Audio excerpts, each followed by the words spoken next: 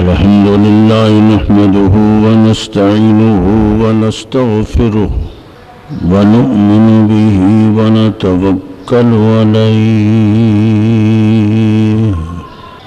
ونعوذ بالله من شرور أنفسنا ومن سيئات أعمالنا من يهده فلا مضل له ومن يضلله فلا هادي له ونشهد أن لا إله إلا الله وحده لا شريك له ونشهد أن سيدنا ومولانا محمدا عبده ورسوله أما بعد فأعوذ بالله من الشيطان الرجيم بسم الله الرحمن الرحيم ليس البر أن تولوا وجوهكم قبل المشرق والمغرب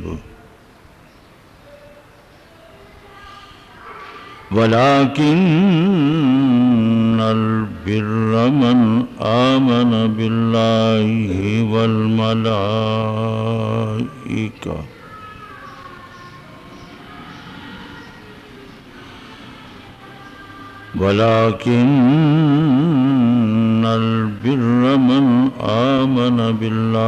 واليوم الآخر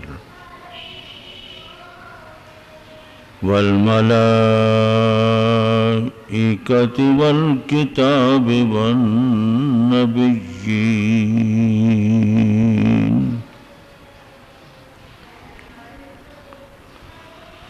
رب اشرح لي صدري ويسر لي أمري واحلل عقدة من لساني يفقهوا قولي سبحانك لا علم لنا إلا ما علمتنا إنك أنت العليم الحكيم صدق الله مولانا العظيم وبلغنا رسوله النبي الكريم ونحن على ذلك لمن الشاهدين والشاكرين والحمد لله رب العالمين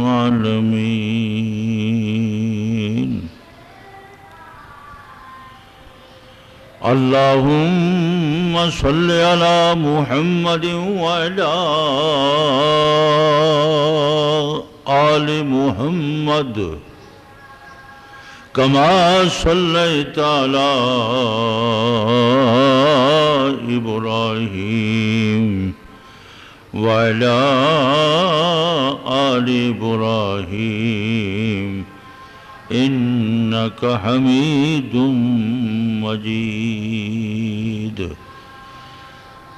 اللهم بارك على محمد وعلى آل محمد كما باركت على إبراهيم وعلى آل إبراهيم إنك حميد مجيد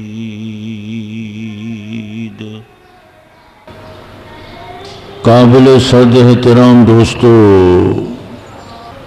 سورہ بقرہ کی آیت کریمہ کا ایک حصہ خطبہ جمعہ میں تلاوت ہو چکا ہے، جس کا ترجمہ یہ ہے: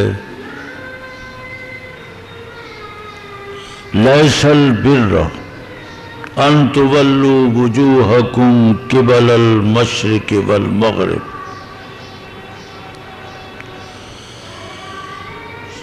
صرف مشرق کی طرف منہ کر لینا مغرب کی طرف منہ کر لینا یہ کوئی نیکی نہیں کہ تم مشرق کی طرف متوجہ ہو کر منہ کر کے کھڑے ہو جاؤ مغرب کی طرف. وَلَٰكِنَّ الْبِرَّ، ہاں نیکی یہ ہے، بر یہ ہے کہ آمن باللہ. نیکی اسی شخص کے پاس ہے جو اللہ کی ذات پر ایمان لایا، والیوم الآخر، آخرت پر ایمان لایا، والملائکۃ، فرشتوں پر ایمان لایا، والکتاب، کتابوں پر ایمان لایا، والنبیین، تمام انبیاء پر، وآت المال علی حبہ، اور پھر محبت کے طور پر خدا کا دیا ہوا مال اپنے رشتہ داروں پر، قرابت داروں پر، مسکینوں پر، ضرورت مندوں پر خرچ کرتا رہے. نیکی کی آگے تفصیل قرآن پاک نے سورہ بقرہ کے اندر بیان فرمائی ہے. پہلا نقطہ یہ ہے کہ من آمن باللہ، اللہ پر یقین، اللہ پر اعتماد. اس دنیا کے اندر مختلف لوگ، مختلف مذاہب، کوئی درختوں کی پوجا کرنے والا ہے، کوئی جانوروں کی پوجا کرنے والا، کوئی فرشتوں کی پوجا کرنے والا، کوئی انسانوں کی پوجا کرنے والا. انسان ہی نے دوسرے انسان کو اپنا معبود بنا لیا. کوئی چاند کی پوجا کرنے والا، کوئی ستاروں کی پوجا کرنے والا، کوئی بتوں کی پوجا کرنے والا. غرضے کے مختلف عقیدے، مختلف فکر، مختلف نظریات اور سوچ رکھنے والے لوگ قرآن پاک کے نزول سے پہلے بھی خود مکہ مکرمہ میں قرب و جوار کے اندر موجود تھے، اور مکہ مکرمہ کے اندر رہنے والے لوگوں نے اپنے اپنے عقیدے، اپنی نظریات اور تصورات کے مطابق مختلف انبیاء علیہ السلام، اولیاء کرام، نیک لوگوں کی بت، ان کی تصویریں بنا کر خدا کے گھر میں رکھی ہوئی تھی. لیکن حضور پاک صلی اللہ علیہ وسلم جب اللہ تبارک و تعالیٰ نے زمانے فترت کے بعد، اس زمانے میں لوگ تنگ آ چکے تھے کہ ہدایت نہیں ملتی، راستہ نہیں مل رہا، گمراہی تھی. لیکن اللہ تبارک و تعالی نے حضور پاک صلی اللہ علیہ وسلم کو پیدا فرمایا. 40 سال کے بعد اللہ پاک نے حضور پاک صلی اللہ علیہ وسلم کو نبوت و رسالت عطا کی.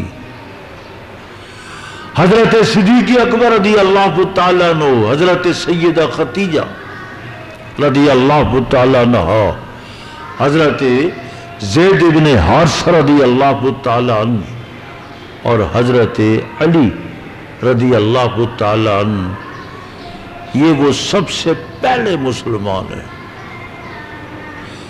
بڑوں میں سے سب سے پہلے آپ صلی اللہ علیہ وسلم پر ایمان لانے والے ابو بکر ہیں. بچوں میں سے سب سے پہلے ایمان لانے والے حضرت علی کرم اللہ وجہ ہے، اور غلاموں میں سے سب سے پہلے ایمان لانے والے حضرت زید ابن حارثہ ہیں، اور عورتوں میں سے سب سے پہلے ایمان لانے والے حضرت سیدہ خدیجہ ام المومنین والمومنات رضی اللہ تعالیٰ عنہا۔ چونکہ علماء میں محدثین میں یہ کلام چلا ہے کہ حضور پاک صلی اللہ علیہ وسلم پر سب سے پہلے کون ایمان لایا؟ بعض روایات سے معلوم ہوتا ہے کہ حضرت ابو بکر صدیق رضی اللہ تعالیٰ عنہ اول مومن ہے۔ بعض روایات سے معلوم ہوتا ہے حضرت سیدہ خدیجہ رضی اللہ تعالیٰ عنہ۔ بعض روایات سے معلوم ہوتا ہے کہ سب سے پہلے ایمان لانے والے حضرت زید ابن حارثہ رضی اللہ تعالیٰ عنہ ہے، اور بعض سے معلوم ہوتا ہے حضرت علی کرم اللہ وجہ۔ محدثین نے ان تمام روایات کو جو بظاہر ایک تعارض معلوم ہوتا تھا، تقابل معلوم ہوتا تھا، اس تعارض اور تقابل کو اس طرح ختم فرمایا کہ طبقات بنا لیے، بڑوں کا طبقہ، عورتوں کا طبقہ، غلاموں کا طبقہ، بچوں کا طبقہ۔ دیکھو محدثین کو اللہ نے علم، عقل، اس علم و عقل کی روشنی کے اندر انہوں نے طبقات بنا کر کہ ہاں ان احادیث میں کوئی تعارض، کوئی تقابل، کوئی اختلاف نہیں۔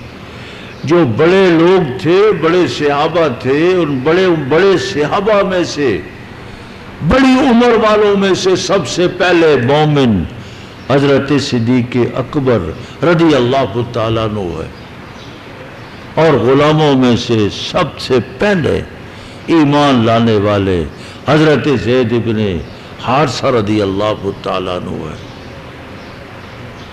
اور عورتوں میں سے سب سے پہلے آپ کی ایک ہی بیوی تھی اس زمانے میں جب حضرت سیدہ خدیجہ تھی۔ جب تک حضرت سیدہ خدیجہ رضی اللہ تعالیٰ عنہا زندہ رہی تو آپ نے حضرت سیدہ خدیجہ رضی اللہ تعالی عنہا کے ہوتے ہوئے کوئی نکاح نہیں فرمایا۔